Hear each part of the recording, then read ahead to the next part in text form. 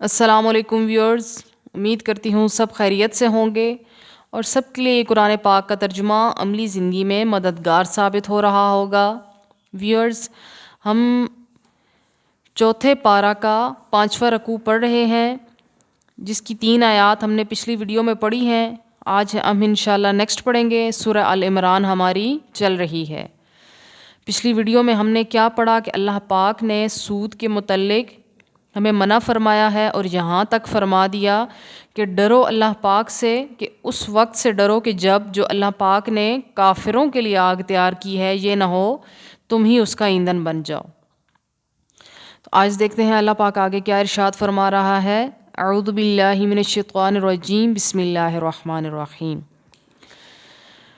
وسارعوا، اور ڈرو، الی مغفرۃ من ربکم، الی طرف، مغفرۃ بخشش، من ربکم تمہارے رب کی طرف سے، وجنۃ اور جنت، عرضھا اس کی چوڑائی، السماوات آسمانوں، و اور الارض زمین جتنی، اعدت زمین جتنی ہے جو تیار کی گئی ہے، للمتقین پرہیزگاروں کے لیے۔ قربان ہو جائیں، اللہ پاک نے کس طرح سے انسان کو راغب کیا ہے نیکی کی راہ پر۔ پہلے ڈرایا سود کی ممانعت کر کے اور کافروں کی آگ کے بارے میں بیان کر کے، پھر ساتھ ہی بیان کر دیا کہ جو رکے گا، اپنے آپ کو روکے گا، تو وہ یہ نہ سمجھے کہ اس کے لیے کوئی عام سا انعام ہے، بلکہ اس کے لیے تو وہ جنت تیار کی گئی ہے جس کی چوڑائی آسمان اور زمین جتنی ہے، یعنی اس سے بھی کئی وسعتوں والی، جس کا انسانی عقل تصور ہی نہیں کر سکتی ہے، اور جہاں انسان نے ہمیشہ رہنا ہے۔ کاش کہ انسان اس 60 70 80 سالہ زندگی کو مقدم نہ جانے اس زندگی پر، بلکہ اس زندگی کو ایک حقیر زندگی سمجھ کر گزارے۔ ہے تو اللہ کی نعمت ہے، اس میں کوئی شک نہیں، لیکن یہ حقیر اس لیے کہ یہ تھوڑا سا وقت اللہ کی مرضی سے گزارے، تو آگے اللہ پاک نے ایک ہمیشہ رہنے والی زندگی تیار کر رکھی ہے اپنے خاص بندوں کے لیے، جنہوں نے یہ تھوڑا سا وقت اللہ کی مرضی کے لیے گزارا ہے۔ ادھر پھر وہ جنت جیسی خوبصورت جگہ میں اپنی مرضی کی زندگی گزاریں گے۔ اللہ کے خاص بندے جو اللہ کی خوشنودی کا خیال رکھتے رہے یہاں پر، اللہ وہاں ان کی خوشی کا خیال رکھتا ہے۔ الذین، وہ جو ینفقون خرچ کرتے ہیں، فی سرائی خوشحالی میں، والضرائی اور تنگ دستی میں، والکاظمین اور ضبط کرنے والے ہیں، الغیظ غصے کو، والعافین اور درگزر کرنے والے ہیں، عن الناس لوگوں سے، واللہ اور اللہ تعالی، یحب المحسنین اپنے احسان کرنے والوں سے محبت کرتا ہے۔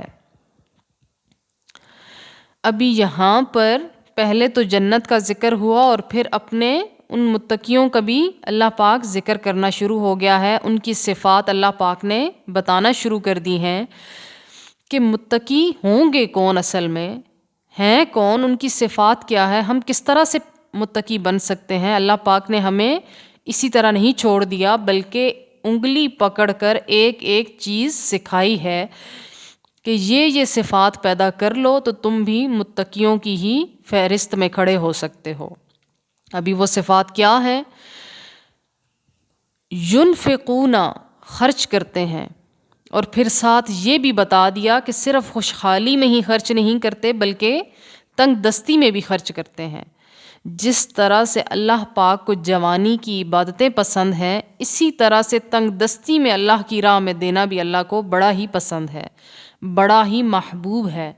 اللہ پاک نے اپنے متقین کی سب سے پہلی صفت یہ بیان کر دی کہ وہ چاہے خوشحالی ہو یا تنگ دستی ہو، ان کو اس کی پرواہ نہیں ہوتی ہے۔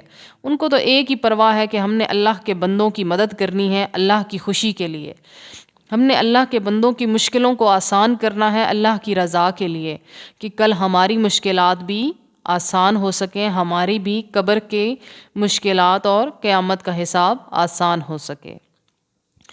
پھر اگلی کیا صفت بیان کر دی، کس طرح سے کتنے اہم زندگی کے معاملات کو کتنی خوبصورتی سے بیان کیا کہ پہلے تو انسان کو انسان کے ساتھ جوڑا ایک خوبصورت موتیوں کی لڑی کی طرح کہ خرچ کرتے ہیں، یعنی مصیبت زدوں کی مدد کرتے ہیں، خود چاہے مشکل میں ہوں، خوشحالی میں ہوں، جس حال میں بھی ہوں، اللہ کی راہ میں ضرور خرچ کرتے ہیں۔ پھر اگلا کیا بتایا کہ اپنے غصہ پر قابو پاتے ہیں۔ اب یہ بہت ہی اہم بات بیان ہوئی، اہم تو قرآن پاک کا ہر لفظ ہے، لیکن آج جس ہم عالم میں ہیں اپنے اس غصے کی وجہ سے، وہ قرآن پاک میں ارشاد کر دیا کہ متقی بننا چاہتے ہو تو اپنے غصہ پر ضبط کرنا سیکھو، کیونکہ شیطان مردود بھی کہتا ہے کہ جو غصے والا انسان ہے وہ میرے لیے مشکل ہدف نہیں ہے، کیونکہ مجھے پتہ ہے کہ اس نے غصے میں کہیں نہ کہیں غلطی کرنی ہے، اس لیے مجھے اس سے کوئی ڈر نہیں لگتا، مجھے پتہ ہے کہ یہ میرے گرفت میں ہی ہے، یہ میرے قابو میں ہی ہے۔ جب انسان غصے میں ہوتا ہے تو شیطان اس کو اس طرح سے اچھالتا ہے جس طرح ہم چھوٹے بچے کو کھیلتے ہیں اور اچھالتے ہیں، یعنی وہ اس طرح شیطان کے ہاتھوں پر چل رہا ہوتا ہے اور اس طرح شیطان اس کو اپنی مرضی سے چلا رہا ہوتا ہے۔ تو اللہ پاک ہمیں بھی اپنے غصے پر ضبط کرنے کی توفیق عطا فرمائے۔ پھر اگلی کیا صفت بیان کر دی کہ درگزر کرتے ہیں، یعنی غصے پر قابو پاتے ہوئے درگزر کرتے ہیں لوگوں کے ساتھ، یعنی لوگوں کی غلطیوں کو دل سے معاف کرنا۔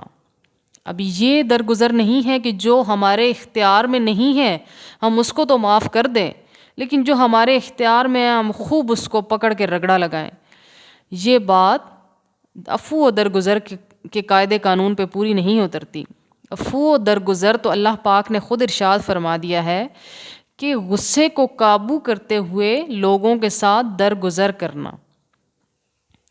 یعنی جس پہ آپ کو اختیار ہے کہ آپ اس کو سزا دے سکتے ہیں تو آپ اس کو معاف کر دیں۔ اللہ پاک کو یہ پسند ہے اور یہی عفو و درگزر کے عین مطابق ہے۔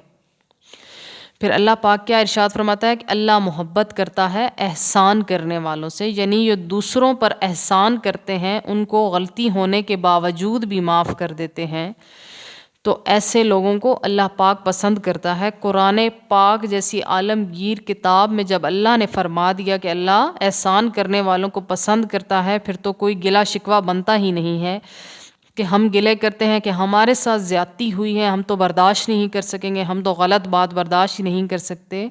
ارے بھائی، غلط بات ہی تو برداشت کرنی ہوتی ہے، ٹھیک بات تو ہوتی ہی نہیں ہے برداشت کی، ٹھیک تو خوشی کرنے دینے والی ہوتی ہے۔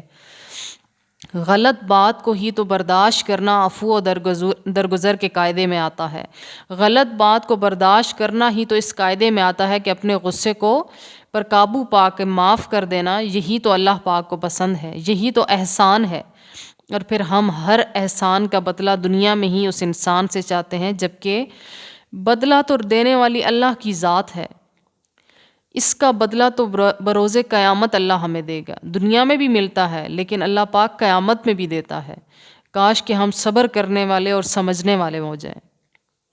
اللہ پاک ہمیں بھی اپنے متقین کے مطابق زندگی بنانے کی توفیق عطا فرمائے اور یہ صفات ہم میں بھی پیدا فرمائے۔ آدھی صفات آج پڑھی ہیں، آدھی انشاءاللہ نیکسٹ ویڈیو میں۔ تب تک کے لیے اللہ حافظ، وآخر دعوانا الحمدللہ رب العالمین۔